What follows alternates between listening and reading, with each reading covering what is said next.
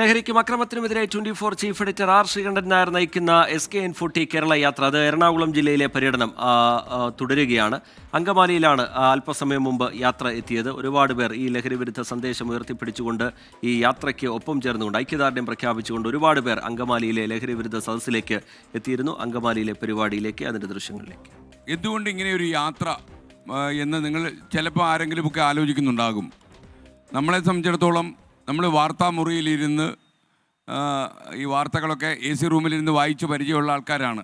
അപ്പോൾ എത്ര വലിയ കൊലപാതകവും നമ്മൾ ഏതാണ്ട് 2 ഈച്ച ചത്തു എന്ന ലാഘവത്തിൽ വായിച്ചു തീർക്കണമെന്ന നമ്മുടെ ഗുരുക്കന്മാർ നമ്മളെ പഠിപ്പിച്ചിരിക്കുന്നത്. അപ്പോൾ എനിക്ക് ഇത്രയും ജില്ലകൾ, ഏതാണ്ട് 6 ജില്ലകൾ കടന്നിന്നൊരു ഒരു 2 ആഴ്ചക്ക് മുമ്പ് ആരംഭിച്ചൊരു സംഭവമാണിത്. യാത്ര ചെയ്ത് ഏതാണ്ട് പുല്ലൂർ തൂക്കുപാലത്തിൽ നിൽക്കുമ്പോൾ സൂര്യൻ കത്തിയാളി 39 ഡിഗ്രി സെൽഷ്യസായി. അപ്പോഴും ഞാൻ ശ്രീ റോജി എം ജോണിനെ പോലെയുള്ള പൊതുപ്രവർത്തകരെ ആലോചിച്ചു പോയി, ഇവർക്കൊക്കെ ഇത് പറ്റൂ. കാര്യം ഇവർക്കിത് വെയിലും മഞ്ഞുമൊക്കെ കൊണ്ട് നല്ല പരിചയമായതുകൊണ്ടും എത്ര നടന്നാലും ഇവർക്ക് അവരുടെ അനുഭവ സമ്പത്തൊക്കെ അവർക്കത് ഗുണം ചെയ്യും. എനിക്ക് തോന്നിയത് ഒരുപക്ഷെ ഞാൻ ഇനി ഇങ്ങനൊരു പദയാത്ര നടത്താനും സാധ്യതയില്ലെന്ന് എനിക്ക് തോന്നുന്നു. കാരണം അത്രയും അലച്ചിൽ ഇതിലുണ്ട് കേട്ടോ. അത് ഞാനിങ്ങനെ വിചാരിക്കുമ്പോൾ ഈ തെരഞ്ഞെടുപ്പ് കടക്കുന്ന സമയത്ത് ഒരാൾ കാസർഗോഡ് നിന്ന് തിരുവനന്തപുരത്തേക്ക് യാത്ര ചെയ്യും, മറ്റൊരാൾ തിരുവനന്തപുരത്ത് നിന്ന് കാസർഗോഡേക്ക് യാത്ര ചെയ്യും. ഇവർക്ക് എന്തിനാ ഇങ്ങനെ നടക്കുന്നതെന്നൊക്കെ എനിക്ക് തോന്നിയിട്ടുണ്ട്. പക്ഷേ ഇപ്പോഴാണ് എനിക്ക് മനസ്സിലായത്. കാര്യം ഇവർക്കൊരു ഇലക്ഷൻ ടാർഗറ്റൊക്കെ മുന്നിൽ കാണും. നമ്മുടെ മുന്നിൽ അങ്ങനെ ഒരു ടാർഗറ്റ് ഇല്ല. പക്ഷേ ഞാൻ അറിയുന്നൊരു കാര്യം, ഈ തിരുവനന്തപുരം ഈ യാത്ര ആരംഭിക്കുമ്പോൾ നമ്മുടെ സംസ്ഥാനത്തെ മുഖ്യമന്ത്രിയോട് തന്നെ ഞാൻ ഈ അഭിമുഖത്തിലും പറഞ്ഞു, വ്യക്തിപരമായിട്ടും അദ്ദേഹത്തോട് പറഞ്ഞു, നമ്മൾ ഒരല്പം താമസിച്ചു പോയി. നമ്മുടെ നാട്ടിലിപ്പം അമ്മമാർക്ക് സ്വസ്ഥമായിട്ട് ഉറങ്ങാൻ പറ്റാത്തൊരു സാഹചര്യം നിലനിൽക്കുന്നുണ്ട്. കേരളത്തിലെ ഇപ്പോൾ ഞങ്ങൾ ഈ യാത്ര ഏതാണ്ട് പകുതിയോളം സ്ഥലം കടന്നപ്പോൾ നമുക്ക് മനസ്സിലായ ഒരു കാര്യം, ഈ രാസലഹരി ഉപയോഗിക്കാത്ത ഒരു പഞ്ചായത്ത് പോലും, അവിടെ ഒരാളെങ്കിലും ഉണ്ടാകും, ഒരു പഞ്ചായത്ത് പോലും കേരളത്തിലില്ല. അതുപോലെ പ്രായപൂർത്തിയാകാത്ത കുട്ടികളാണ് ഈ റിപ്പോർട്ട് ചെയ്യപ്പെടുന്ന കേസുകളിൽ 30% എന്ന് നമ്മൾ മനസ്സിലാക്കുക. അതുപോലെ ഇതിലൊരു 10-15% പെൺകുട്ടികളും പെട്ടുപോകുന്നു. ഈ രാസലഹരി ഉപയോഗിക്കുന്ന ആളുകളെ നിങ്ങൾ ഡി അഡിക്ഷൻ സെൻറ്ററിൽ കണ്ടിട്ടുണ്ടോ എന്ന് എനിക്കറിയില്ല. നിങ്ങളൊന്ന് കാണണം. നിങ്ങൾ കാണണമെന്ന് ഞാൻ പറയാൻ കാര്യം എന്താണെന്നറിയാമോ? ഒരു 15-16 വയസ്സ് 7ാം ക്ലാസ്സിൽ പഠിക്കുന്ന ഒരു കുട്ടി പോലും ഈ രാസലഹരിക്ക് അടിമയായി എന്നുള്ളത് നിങ്ങളുടെ യാത്രക്കിടയിൽ ഞങ്ങൾക്ക് ബോധ്യപ്പെട്ടു. അപ്പോൾ ഈ യാത്ര കൊണ്ടുണ്ടാകാൻ പോകുന്നൊരു ഗുണം, ഞാൻ ആ അഭിമുഖത്തിൽ ലൈവായിട്ട് 24 സംപ്രേഷണം ചെയ്ത അഭിമുഖത്തിൽ മുഖ്യമന്ത്രിയുടെ ഒരു കാര്യം പറഞ്ഞു.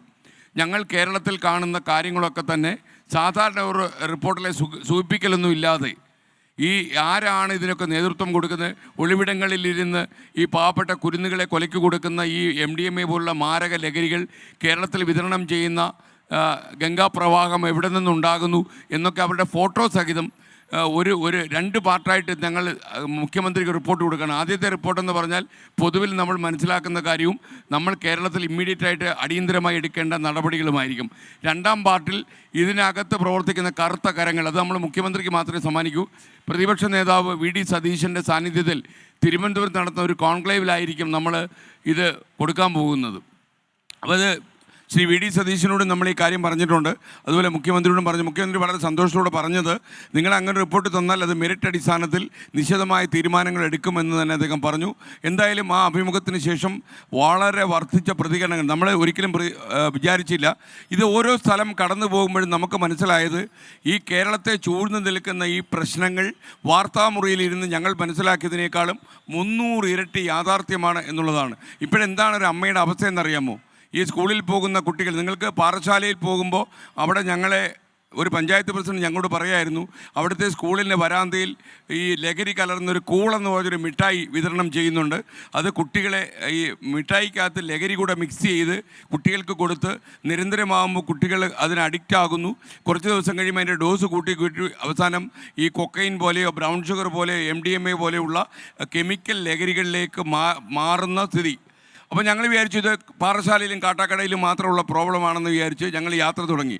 പത്തനംതിട്ട ജില്ലയിൽ കയറുമ്പോൾ പത്തനംതിട്ടയുടെ മുനമ്പിൽ നിൽക്കുമ്പോൾ പറയുന്നു, എൻ്റെ സാറേ ഇവിടെ കൂൾ മിഠായി ഉണ്ടെന്ന് പറയുന്നു. തിരുവല്ല എത്തുമ്പോൾ അവിടെയും പറയുന്നു കൂൾ മിഠായി. അപ്പോൾ സംസ്ഥാന വ്യാപകമായി ഈ ചോക്ലേറ്റുകളിൽ ലഹരി കലർത്തുകയും കൂൾ മിഠായി പോലുള്ള സാധനങ്ങൾ വിതരണം ചെയ്യുന്ന ഒരു സംഘം കേരളത്തിലുണ്ട്.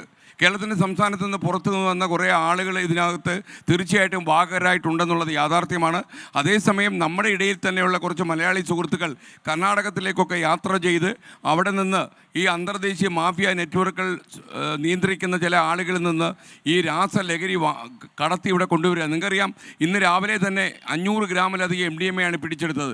നിങ്ങൾക്കറിയുമെന്നറിയില്ല, ഈ പഞ്ചസാരയുടെ വെളുപ്പുള്ള ഈ സാധനത്തിൻ്റെ ഒരു ചെറിയ തരി നമ്മുടെ നഖത്തിൻ്റെ അടിയിൽ സൂക്ഷിക്കാവുന്ന ഒരു തരി മതി അത് നമുക്ക് അതിൻ്റെ ലഹരി കിട്ടാൻ.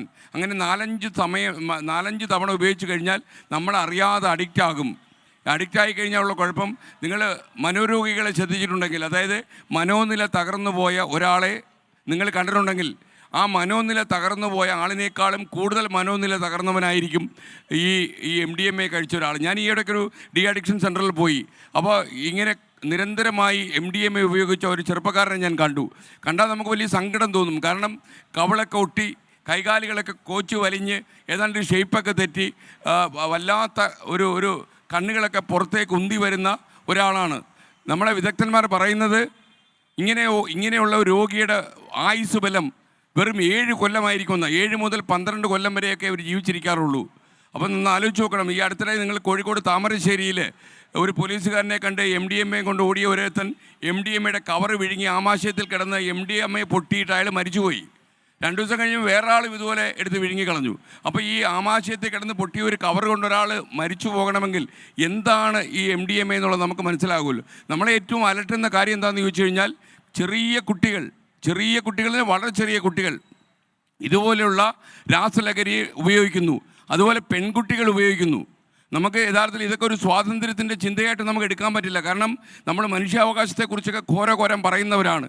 കുറച്ചു കാലം നമ്മുടെയൊക്കെ കുറച്ച് അവകാശം നഷ്ടപ്പെട്ടു പോയാലും ഇത് നമുക്ക് ചെറുത്തേ മതിയാവൂ. കാരണം എന്താണെന്ന് ചോദിച്ചു കഴിഞ്ഞാൽ, ഒരു 85-90 കൊല്ലം വരെ ഒരു സാധാരണ മനുഷ്യൻ അരുത് ലഹരി അരുത് അക്രമം എന്ന മുദ്രാവാക്യം ഉയർത്തിപ്പിടിച്ചുകൊണ്ട് SKN നടത്തുന്ന യാത്ര, ലഹരി വിരുദ്ധ യാത്ര, അത് എറണാകുളം ജില്ലയിലെ പര്യടനം, അതിന് ഇന്നത്തെ പര്യടനം അങ്കമാലിയിൽ സമാപിക്കുകയാണ്. അതിന് മുന്നോടിയായിട്ടുള്ള ലഹരി വിരുദ്ധ സദസ്സിൽ R ശ്രീകണ്ഠൻ നായർ സംസാരിക്കുകയായിരുന്നു. അതിൻ്റെ ദൃശ്യങ്ങളാണ് പ്രേക്ഷകർ കണ്ടത്. തൃപ്പൂണിത്തുറയിൽ നിന്നാണ് ഇന്നത്തെ യാത്ര ആരംഭിച്ചത്. ഇന്നത്തെ യാത്രയുടെ സമാപനം അങ്കമാലിയിലാണ്. അങ്കമാലിയിലെ പരിപാടിയാണ് പ്രേക്ഷകർ കണ്ടത്.